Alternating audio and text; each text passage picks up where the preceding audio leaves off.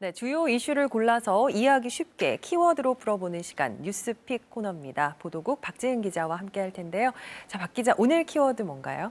네, 오늘 키워드 외구 소설입니다. 네. 네, 대전 유성구의 한 동네 서점이 SNS에서 뜨겁습니다. 서점 안에 일본 소설 코너에 외구 소설이라는 명판을 붙인 게 알려지면서 다양한 반응이 나오고 있는 겁니다. 외구는 13세기부터 16세기 우리나라 연안을 무대로 약탈을 일삼던 해적을 뜻하는데요. 대체로 일본을 얕잡아 부를 때 사용하죠. 그렇죠. SNS에서는 예전부터 일본 서점에는 혐한 코너가 있었는데 저 정도는 양반이 아닌가? 그리고 또 일본의 혐한을 비판할 수도 없는 감정적인 행동 같다.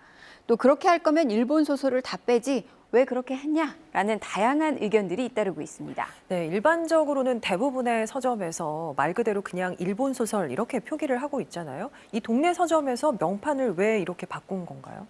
네.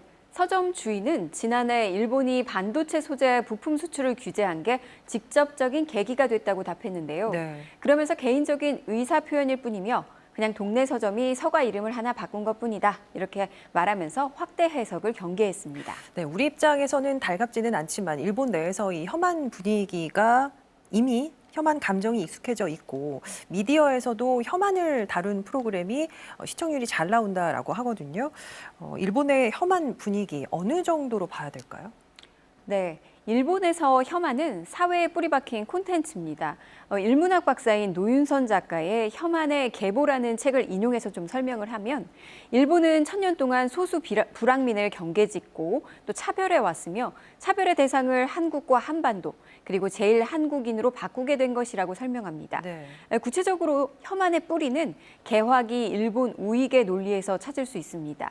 미개한 조선을 일본이 강제로 근대화시켜야 한다며 군국주의와 조선 침략을 합리화하고 1923년 관동 대지진 때는 조선인이 방화했다.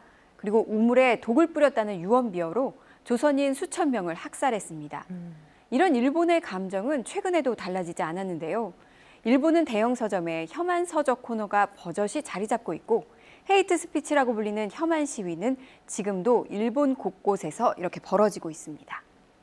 최근에는 일본 정권이 외부의 적을 부각시켜서 정권의 결속을 다지기 위한 전략으로 혐한을 부추긴다는 분석도 나오고 있습니다. 그렇다면 우리는 일본에 어떻게 대처해야 할까요? 동네 서점이 명판을 하나 바꿨을 뿐이지만 묵직한 질문은 여전히 우리에게 답을 요구하고 있습니다. 지금까지 뉴스픽이었습니다.